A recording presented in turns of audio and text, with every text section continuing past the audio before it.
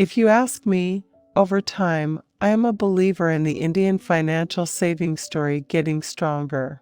A lot more savers are moving money away from gold and real estate into banks, mutual funds, insurance, and equities. The trouble with opportunity is, it never announces when it comes. It's only after it's gone, you'd realize that you missed it. In a marathon, if you run too fast, you get exhausted. If you run too slow, you never make it. My view is that the Bitcoin is in its very early days, and it is an artificial currency. But whether it is creating new money, whether it is sustainable, whether it would survive, I have many questions about it. If you look at the history of large financial institutions, most of them have succeeded because of a deep presence in their home market. The ability to scale up is hard, so the best model for us is concentrated India, diversified financial services, and through this, we can get significant scale on an Indian platform. If what you create does not outlive you, then you have failed.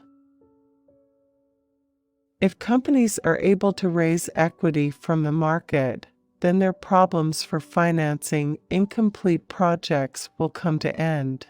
Investment cycle in the capital market can kickstart with the money of savers and investors. We encounter very healthy boardroom debates and pretty diverse views, so we have always had the benefit of diversity of opinion and expression before we take some important calls. It is possible that the digital world may change the need for physical branches.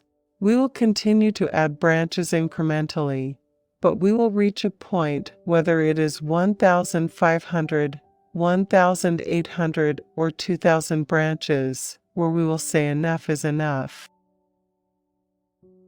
Growth should take care of the fear of job losses. People will be challenged to do different things. For people who are not up to it, purely based on objective assessment, that's a different issue, which you do it anyway. The single biggest resource India has is people and skill. I am a believer in the journey and enjoying the journey.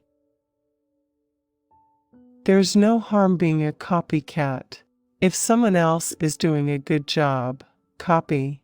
It's free. I am a big believer that increase the size of the cake is at least as important as distribution of the cake.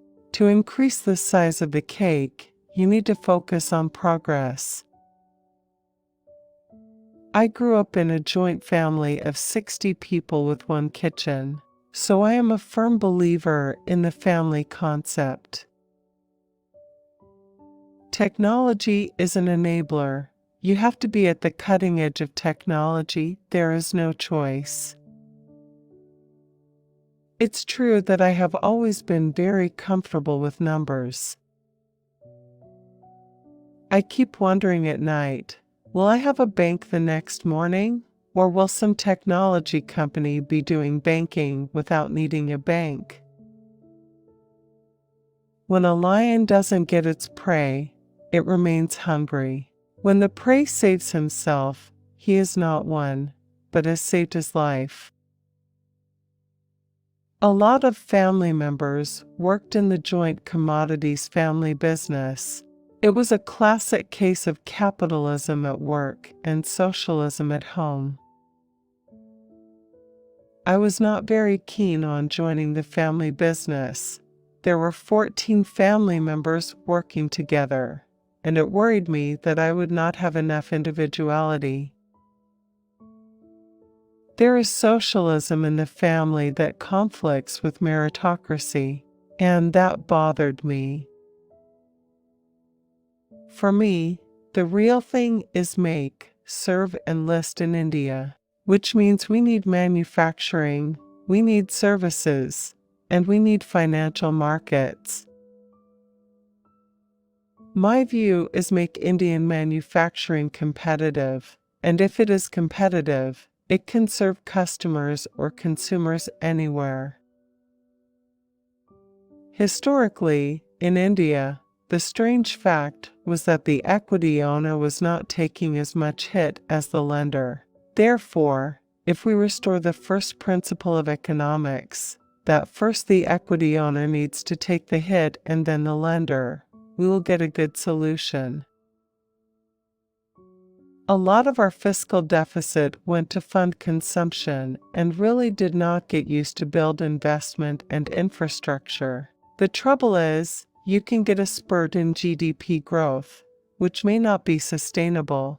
I would much rather build the gradient of a long-term marathon.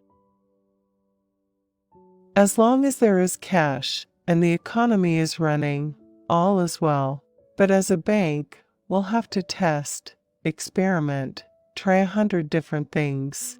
A few may work, a few may fail, but we have to experiment and try. Younger customers are the future, but older customers have the money. So you need both, one for the present and the other for the future. Our view is that younger customers love our digital offering, our mobile banking applications, and so on. Older customers expect relationship managers and want much more personal attention in terms of their needs. As we were all growing up, there used to be a very big mantra in India which was called export or perish. There was a long period when we used to focus on import substitution. A weaker currency is a national tariff. After we get a weaker currency, we have to take advantage of that, or else we will waste it once more in inflation and in the inability to raise competitiveness. If you look at 2009, why did the recovery happen?